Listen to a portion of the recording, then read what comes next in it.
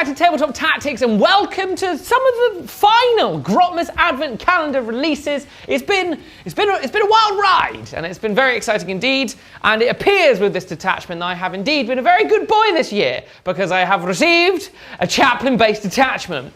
It's everything I want from a Black Templars detachment, and it's actually really, really exciting with quite a potent toolkit. So let's jump into it as we pull apart this detachment and see what we think.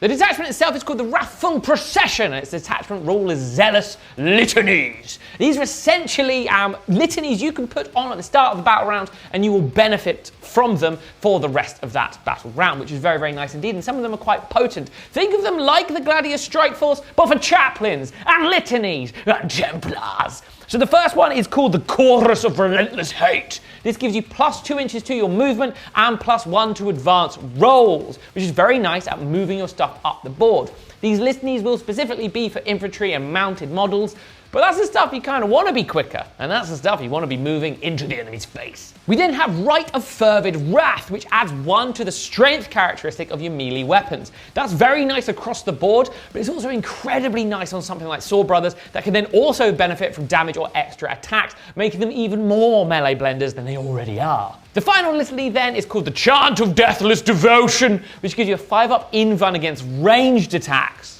All the time. It's very nice indeed, and these are really nice things to just buff up your whole army straight away in a battle round, and kind of has a natural flow to them if you think maybe you move up the board quickly with the extra movement to start with, but then add in the extra strength and damage in a later battle round, or then go for the 5-up invuln when you need to hold objectives towards the end. We then have the enhancements. I think it's a really good selection of enhancements here. One in particular is really quite spicy, and one is something very special and very close to my heart, but we'll come on to that in a minute. First up is Pybrand, which just straight up gives a unit stealth. So whatever unit you put that on, whatever model you put it on, because it's an enhancement, will then give that unit stealth. The fluff around it is amazing. It's essentially like they have a burning pyre on the top of their head that is so bright it deflects bullets. So that's cool in and of itself, but being able to put stealth on something is always very helpful. We then have Sacred Rage. Not only do you get to say Sacred Rage when you activate it, once per battle it gives the unit fights first. We've seen how powerful that is on something like Speed of the Primarch in the Blood Angels detachment for the Liberator Assault group. So in Black Templars, this is potentially horrifying. If you want to charge a unit of 10 Sword Brothers, best of luck to you, because they have a Sacred Rage. It's really, really powerful, just being able to completely redirect the flow of combat, and it also makes that prospect really difficult to deal with unless you want to shoot it off the board, which, if they're inside a land raider and have just got out, you can't do that. Following on from that, we have Taron's Censure. This is slightly less exciting, it just forces Battle Shock, but those can be really helpful and is slightly cheaper than some of the others. So it's a nice little one if you've got some points left over to just have a unit that can just go boom and make someone fail their Battle Shock and therefore not hold objectives. And then finally, it's been a long time. Finally, it returns. The Benediction of Fury. It's back. It's back. It's back, everybody. Is it as powerful as it used to be? Maybe. But a chaplain model can get devastating wounds on their croziers.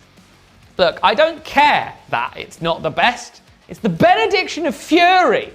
The Benediction of Fury! I've calmed down enough now to deal with the stratagems. First up is Fueled by Faith, which gives you a 5-up Feel No Pain against mortal wounds. This is really nice. We've seen it in other detachments. It's quite helpful. Yes, for explosions and stuff, but being able to, if you're suddenly going to come under fire from stuff you can't necessarily save, being able to have an extra layer of protection is very nice at keeping what can be quite squishy combat stuff when it's out in the open alive that little bit longer. Of course, Armor Contempt is here. It's Space Marines. They have to have it. But we do have Castigate the Demagogues. Now, this is very, very interesting because it gives a unit precision. A whole unit. So if you charge for, say, something like Sword Brothers and you've got a particularly awkward character you want to get rid of, just pop precision on all their attacks. We then have Brute Fervor. This is, I actually think, is really quite nice if you use it appropriately. It gives you a reroll once to hit anyway, but it can allow you to ignore any or all modifiers to your melee attack roll in the fight phase. This is really good as something that tends to be a good way of slowing down Black Templars is to be like, ha, I'm -1 to hit in combat. Well, they don't care in this detachment. You pop their brute fervor, and they will hit you as hard as they physically can with their power swords and likely kill you. It's really nice to ensure that when you do make it into combat with your star units, you can ensure they get the maximum out of those hit rolls, especially when it's tied with something like your regular Oath of Moment to re-roll your hits. It's just quite nice. Or if they're sort of a flanking unit that aren't your all-star unit and you haven't got Oath of Moment on them, being able to re-roll once to hit is very nice as well. We then have Relentless Momentum, which is potentially very, very powerful indeed. In the fight phase, when you make a charge, you can then basically pop this and it increases your bubble of attacks effectively. Instead of you having to be base to base and base to base and base to base and all that stuff, you just get a 3-inch fight zone. It has to be something you're engaged in engagement range with. You can't just throw a unit up the board and pull things in like a big vortex of doom. You do have to have been in engagement range with that. But it is nice if you do multi-charge something, because your bubble of threat is wider, you can kind of pick and choose your attacks a bit more, which is very nice, especially when you've got these big unwieldy blobs of units. If you make a charge into a particularly tight area of the board where there's lots of terrain, it will allow you to fight in more ranks of just being within 3 inches, so it's nice to maximize your output. The final stratagem then is Voice of Devotion. This is a very nice one because you pick your litany at the start of the battle round. This allows you to then switch the litany for a unit in your command phase. So say something's not gone quite the way you want it to in the previous turn, you can then switch out to a particular unit having a 5 up against ranged, or if you have a particular idea in mind for a unit, but you want the rest of your army to benefit from a more sort of tactically flexible litany, you can then put the +1 strength on a unit in your command phase, but have the 5 up for the rest of your army. Stuff like this is really helpful. We've seen it with the doctrines and stuff in Gladius Task Force. So having that tactical flexibility is always very nice. What do I think of this detachment then? Well, one of you hit the nail on the head. I think it was in the Space Marines detachment. You were like, oh, this is really cool. It's all about librarians. But, oh, imagine if there was a chaplain-based detachment. This is kind of what that is. It makes me very, very happy indeed. The fact that instead of like tactical doctrines, you've just got litanies is so incredibly evocative of what Black Templars are, and I think this is a really fun detachment.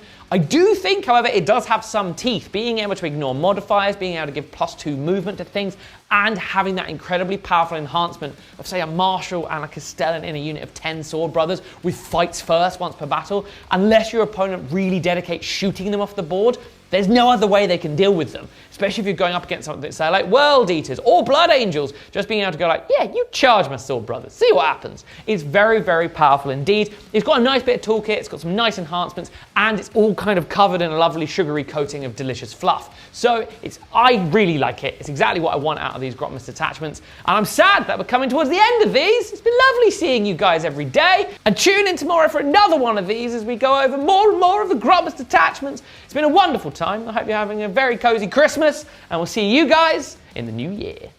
Enjoying today's video? Here's a quick look at what we've released this week for our on-demand members. These videos join a huge library of exclusive content that grows every week for our on-demand community.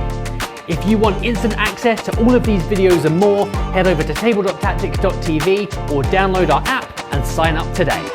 And currently, we have an introductory offer for new customers, so there's never been a better time to join on demand.